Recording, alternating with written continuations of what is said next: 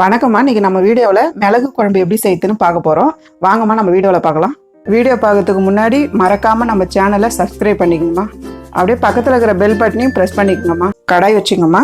நல்லெண்ணெய் ஒரு 4 ஸ்பூன் போட்டுக்கலாம். ஆயில் கொஞ்சமாக தேவையான அளவு.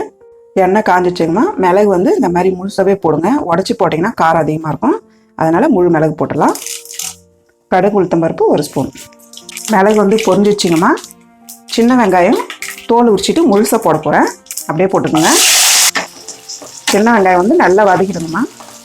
100 கிராம் சின்ன வெங்காயம் போட்டு நான் வதக்கிட்டு இருக்கேம்மா. பூண்டு ஒரு 50 கிராமு தோல் உரிச்சு இந்த மாதிரி வச்சுக்கோங்க. பூண்டு சின்ன வெங்காயம்லாம் உடம்புக்கு ரொம்ப நல்லது. இந்த மாதிரி வாரத்துக்கு ஒரு நாள் செய்து சாப்பிட்டா இந்த குழம்பு ரொம்ப நல்லாயிருக்கும். இந்த மிளகு குழம்பு நமக்கு பெரிய வெங்காயத்தை விட சின்ன வெங்காயம் போட்டால் தான் டேஸ்ட் ரொம்ப நல்லாயிருக்கும். பாருங்கம்மா, பூண்டு வெங்காயம் நல்லா வதங்கிடுச்சு. இப்போ கருவேப்பிலை போட்டுடலாம். கருவேப்பிலை கொஞ்சம் நிறையவே போடுங்க, ரொம்ப நல்லாயிருக்கும். கருவேப்பிலை போட்டு கொஞ்சம் வதக்கிடலாம். நான் ஒரு தக்காளி பொடியை கட் பண்ணி வச்சுருக்கேம்மா. மிளகு குழம்புக்கு நம்ம தக்காளி கம்மியாக போடணும். அதனால தான் ஒரு தக்காளி போட்டிருக்கேன். ஏன்னா தக்காளி வாசனை வரக்கூடாது. கொஞ்சம் உப்பு போட்டு நல்லா வதக்கணுமா. பாருங்கம்மா, வெங்காயம் தக்காளி பூண்டு நல்லா வதங்கிடுச்சு. இப்போ நம்ம மசாலாலாம் போட்டுடலாமா. சில்லி பவுட்ரு 1.5 ஸ்பூன், தனியா 1 ஸ்பூன்மா, ஜீரகத்தூள் 1/4 ஸ்பூன், மஞ்சத்தூள் 1/4 ஸ்பூன் போட்டு மசாலா எண்ணெயில மிக்ஸ் பண்ணிடுங்க. நல்லா வதக்கிடுங்க. பாருங்கம்மா, கரெக்டாக ஆகிடுச்சு பாருங்க. நான் 50 கிராம் புளி எடுத்து கரைச்சி வச்சுருக்கேம்மா. இப்போ ஊற்றிக்கலாம். நல்லா வடிகட்டி வச்சுக்கோங்க. உப்பு தேவையானது போட்டுங்கம்மா. நம்ம ஏற்கனவே கொஞ்சம் போட்டிருக்கோம். பாருங்கம்மா, நல்லா கிளறி விட்டுருங்க. கலக்கி விட்டு காரெல்லாம் உப்பு காரம் நீங்கள் பார்த்துக்குங்க. 10 நிமிஷம் கொதிக்கணுமா. 10 நிமிஷம் கொதிச்சதுன்னா மிளகு குழம்பு ரெடி ஆகிடுமா. மூடி வைக்கலாம்.